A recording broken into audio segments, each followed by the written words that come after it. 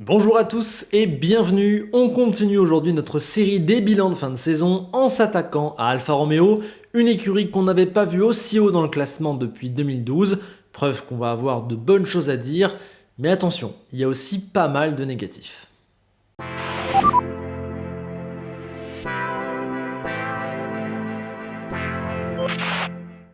Comme on vient brièvement de l'évoquer, Alfa Romeo n'était pas dans une très grande période. Il y avait eu un pic en 2018 et 2019 avec 48 puis 57 points, mais ça s'était totalement écroulé en 2020, 8ème avec 8 points, et c'était pire l'an passé, l'avant-dernière position avec 13 points. Une chute importante qui avait provoqué des changements, Kimi avait pris sa retraite, Giovinazzi n'avait pas été conservé, et les liens avec Ferrari ont plus ou moins été rompus, il ne reste qu'un partenariat sur le moteur. A la place, on avait été chercher Bottas, un pilote qui promettait d'être un leader, débauché de chez Mercedes, et Guan Yu Zhou qui arrivait avec un talent et aussi quelques ressources financières. Du coup, l'objectif immédiat, c'était de se replacer, de remonter la pente. Alfa Romeo ne devait plus être une écurie qui ne peut plus marquer de points, il fallait qu'ils y candidatent de manière régulière. Sans ça, c'est toute la structure qui risquait sa survie. Sans un rebond avec la nouvelle réglementation, on avait un peu de mal à imaginer la suite, et c'était surtout l'occasion ou jamais de remonter un petit peu dans le classement, d'obtenir au moins des bonnes places dans le midfield. Et justement, niveau classement, il fallait sortir des 3 dernières positions, beaucoup trop squattées récemment, on voulait qu'ils visent la 7ème place. 8ème, ça pouvait encore passer, en dessous, non.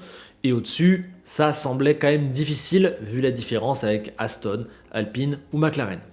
Et côté pilote, on l'a évoqué brièvement, mais Bottas arrivait avec de belles attentes sur son nom. Il avait passé 5 ans aux avant-postes chez Mercedes, à apprendre beaucoup de choses, à gagner une dizaine de courses, donc forcément pour un petit comme Alpha, c'est une bénédiction de récupérer un tel pilote. On l'attendait donc en leader, libéré peut-être de la pression du résultat, il devait porter l'équipe aussi bien techniquement que comptablement. Il apportait certains espoirs, il ne devait pas du coup nous décevoir et être capable de faire progresser cette petite structure qui en avait bien besoin. Enfin, on peut signaler que Alfa Romeo, normalement, c'est le dernier défi de la carrière de Bottas. Fallait donc voir ce que ça allait donner et il y avait un petit côté excitant.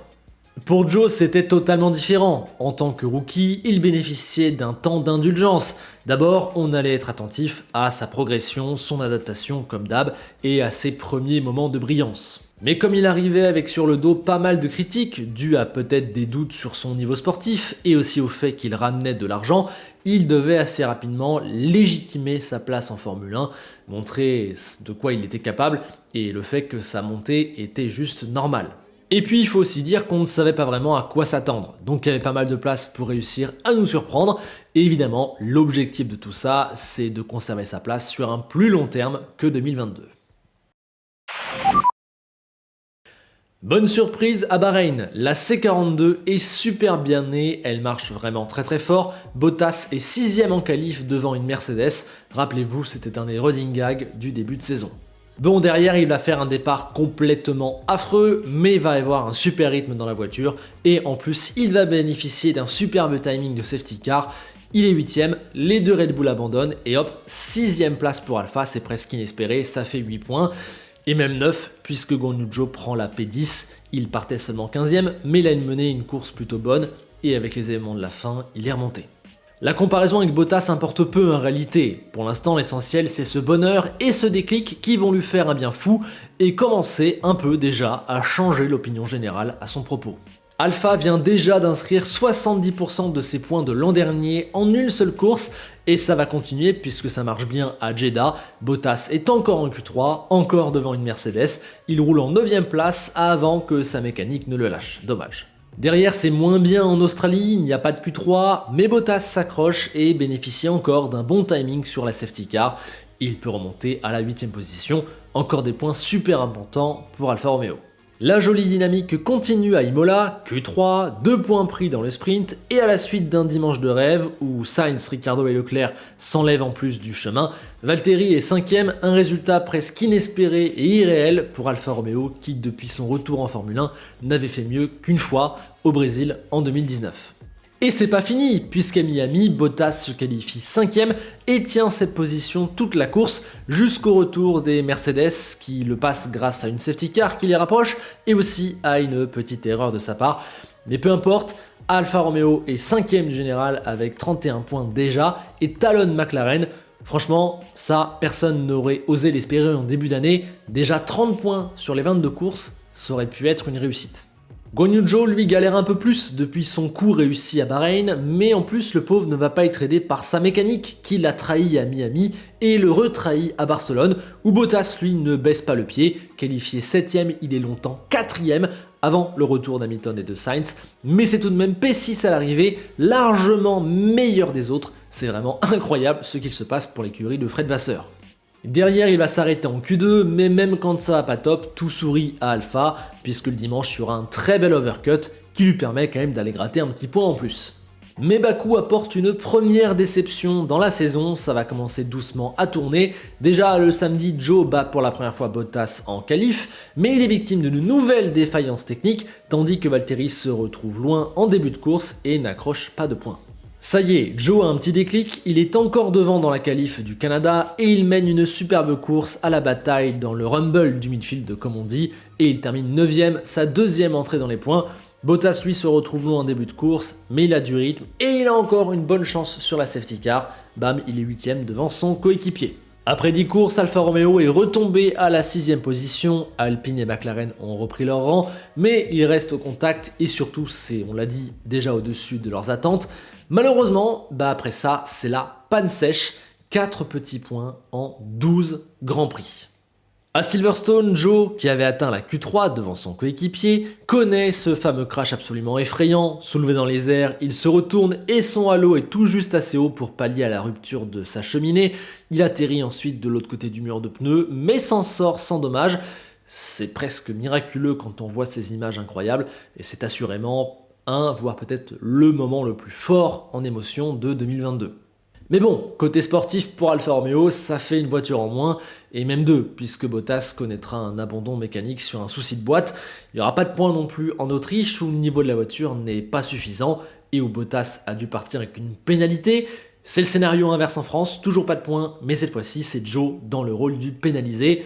Bref, ça commence à devenir beaucoup plus dur plus la saison avance. Ils deviennent clairement une écurie de deuxième partie de tableau, et même quand ils atteignent la Q3, comme avec Bottas en Hongrie, il n'y a rien à l'arrivée, puisqu'il y a un départ catastrophique du Finlandais, puis un abandon mécanique à la fin, et Zhou lui est encore un petit peu trop loin. Trop loin, ce sera le résumé de la performance à Spa, mais en plus malchance puisque Bottas est mis dehors par la bêtise de Latifi dans les premiers tours. Ensuite, le Finlandais, et on va y revenir, il va s'écrouler un petit peu au fur et à mesure de la saison. Zhou le bat encore en qualif à Zandvoort, où là aussi il aura encore un problème mécanique. En Italie, il a une touchette avec Magnussen au départ et c'est son coéquipier qui s'en sort bien, qui se bat dans cette grosse bataille du DRS. En plus, Ricciardo et Alonso abandonnent. Ça permet à Alpha de marquer un petit point. Ouf, mais franchement, c'est bien maigre et on va le voir au classement. Les dégâts sont déjà là, c'est déjà trop tard. Alpine et McLaren sont hors de portée. Il reste encore un petit matelas sur les écuries de derrière, mais attention, ça commence à pousser. Pas d'amélioration de la situation à Singapour. Bottas sort en Q1 et Zhou croise un Latifi sauvage. Le Japon apporte une double sortie en Q2, puis le chinois spin au départ et aucun coup tactique ne permet de sauver l'affaire. Enfin, à Austin, on croit à du positif, ça y est, des points, mais non, Bottas fait peut-être l'erreur de l'année pour Alpha, alors qu'on l'a dit, il était dans ce top 10, tandis que Guan Yu est un petit peu trop loin. Voilà, c'est clairement sur la mauvaise pente pour Alfa Romeo, et on voit que derrière Aston, qui vient d'accumuler de beaux résultats, n'est plus qu'à 3 petits points. Heureusement, franchement je vous le dis, pour moi c'est un peu un miracle, la 6ème place va tenir, grâce à deux coups totalement inespérés. D'abord, on a le Mexique, où Bottas est d'un seul coup 6ème en qualif, sa sortie de nulle part, devant une Ferrari. Personne ne l'avait vu venir. Le lendemain, il accroche un point de justesse. Merci à Ricciardo d'avoir fait abandonner Tsunoda et à Gasly d'avoir pris une pénalité. Mais voilà, ça fait du bien. Et derrière au Brésil, alors que pourtant il n'y avait pas vraiment la performance et qu'Aston était bien meilleur, eh bien, va y avoir un petit timing de safety car chanceux une nouvelle fois, une petite fin de course un petit peu bizarre, et Bottas va réussir à scorer 2 points. Du coup, il y a un matelas de 5, voire même 6, avec la différence entre les meilleurs résultats, avant d'arriver à Abu Dhabi. Mais bon, là-bas, Bottas sortira en Q1, il n'y aura pas non plus de performance, il y aura en plus des erreurs tactiques dans le Grand Prix, 0 points. Heureusement pour eux, Aston n'en marque que 5, du coup ça leur suffit à faire égalité et donc à rester devant. On en revient au meilleur résultat de la saison, obtenu à Imola, la 5e place. Ils peuvent remercier Leclerc d'avoir spin, sans ça, je pense qu'ils auraient fini 7e. C'est marrant puisque pour le bilan, on pourrait presque faire un copier-coller inversé de ce qu'on a dit mardi pour Aston Martin. Au niveau du résultat brut, c'est génial, 6e c'est au-dessus des attentes et même assez largement, 55 points, très bien. Mais dans la manière, là pour le coup c'est vraiment décevant et inquiétant au fil de la saison.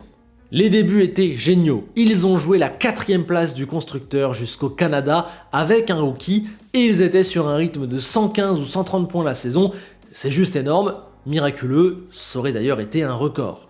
Mais d'un coup, ça s'est stoppé, net. Le développement n'a pas suivi, les coups tactiques n'ont plus jamais existé, plus rien n'a fonctionné, et c'est devenu la catastrophe avec cette stat qu'on va répéter, 4 points sur les 12 derniers Grands Prix.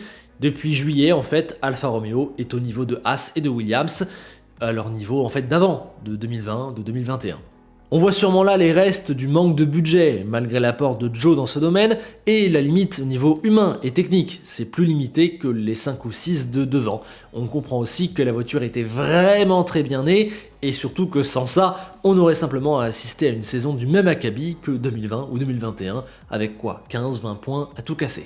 Dur de les blâmer entièrement, ils font avec ce qu'ils ont, c'est difficile de leur demander autant que des McLaren, des Alpine ou même des Aston, avec qui ils font égalité, mais ça n'explique pas tout. La violence de la chute invite quand même à l'inquiétude et ne laisse pas très optimiste pour la saison prochaine, puisqu'ils finissent avec une dynamique qui les entraîne vers les bas-fonds, plutôt que de leur permettre de rester à cette 6e place.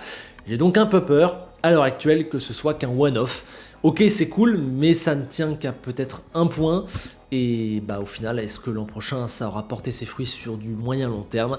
Pas certain. Voilà. C'est ça qui m'inquiète un peu.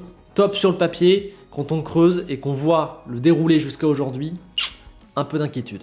Pour Bottas, on peut dresser le même constat. Comptablement, c'est génial. Je crois d'ailleurs que c'est le record de points pour un pilote dans la structure. 74% des unités, c'est lui qui les a marquées. Il a dominé quand même son coéquipier. Il a fait des énormes résultats qui ont fait finalement la différence. Oui, mais au fil de la saison, il a progressivement disparu. On retiendra évidemment le positif, mais sur l'ensemble, c'est décevant pour moi. Il termine vraiment sur les jantes, battu de plus en plus souvent par Joe, commettant des erreurs et ne portant plus l'équipe sur son dos comme on l'attendait et comme il le faisait au début. Le Bottas qui a fini la saison est-il encore le meilleur du midfield ou presque, comme il y prétendait en début de saison à Imola? Franchement, pour moi, je réponds non. Il a clairement perdu de sa superbe, un peu d'un coup lui aussi, et voilà, après la deuxième partie de saison, elle est vraiment très moyenne, très moyennasse. On peut aussi rajouter qu'il a été chanceux au moins 3-4 fois dans la saison avec les sorties des safety cars.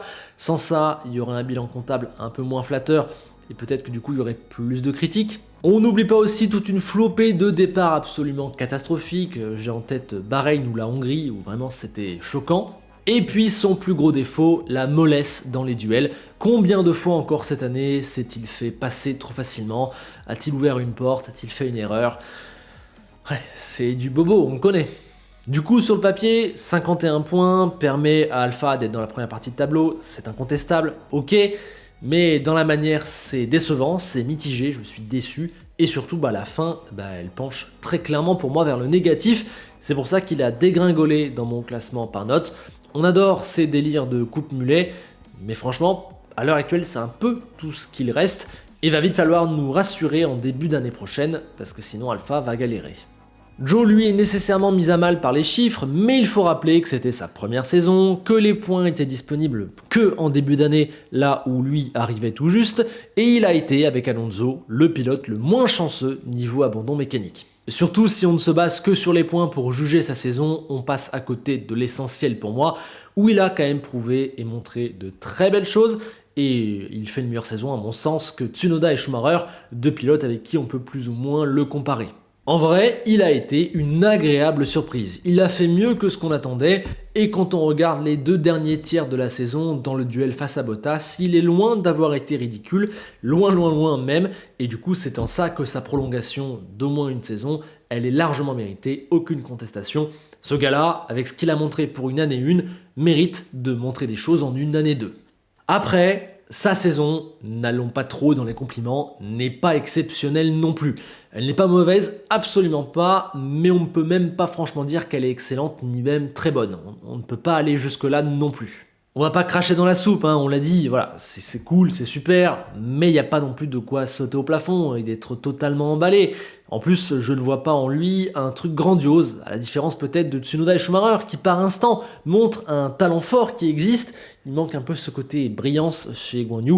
On va évidemment lui laisser le temps de nous le montrer, il a encore une saison au moins pour le faire. Mais je ne suis franchement pas certain qu'il soit un World Championship matériel en puissance. C'est pas forcément hyper grave, on peut faire des superbes carrières sans forcément l'être. Et d'ailleurs je trouve qu'il a plutôt les qualités pour faire une carrière longue, ce qu'un Schumacher ou un Tsunoda n'ont pas forcément. Donc vous voyez, c'est un pilote qui est encore en construction, on a besoin d'en voir plus pour savoir, et d'ailleurs on ne peut pas encore situer totalement son plancher et son plafond. Vous savez que j'aime bien réfléchir en ces termes-là par rapport au pilote. Donc voilà, on va arrêter cette digression ici. Tout ça pour dire que j'ai du mal personnellement à m'emballer énormément, mais sa première saison, elle est très largement validée. Au moment de dire un mot de l'avenir, il faut quand même aborder la plus grande nouvelle finalement de cette saison du côté d'Alfa Romeo, c'est que la structure, qui est en réalité Sauber, deviendra Audi à l'horizon 2026. Le géant allemand entre enfin en Formule 1 pour tout casser, ça promet de révolutionner la vie de cette petite structure et on a hâte de voir les changements et les possibilités que cela va apporter. Mais maintenant, dans l'immédiat, il va falloir éviter une chute ou plutôt une rechute en 2023. On en prend clairement le chemin vu comment la saison a terminé, ce sera peut-être dur de l'éviter, ce sera tout leur défi. Peut-être que tout ça se fera en plus sans Frédéric Vasseur qui est annoncé du côté de Ferrari. On va voir s'il est encore là ou pas. Allez, sur ce, je vous remercie de votre écoute pour tous ces bilans. Posez votre like et abonnez-vous pour soutenir la chaîne. Faites-le vraiment, la majorité d'entre vous qui regardent, je le sais, ne sont pas encore abonnés. Donc cliquez, on se retrouve en commentaire pour en discuter et très rapidement dans 2 jours pour un nouveau bilan. Je vous dis à bientôt et on se quitte avec Enzo Ferrari qui a failli réussir sa blague préférée, celle d'arriver à refourguer Giovinazzi encore une fois à Alfa Romeo. C'est pas passé loin. On retentera en 2023. À bientôt.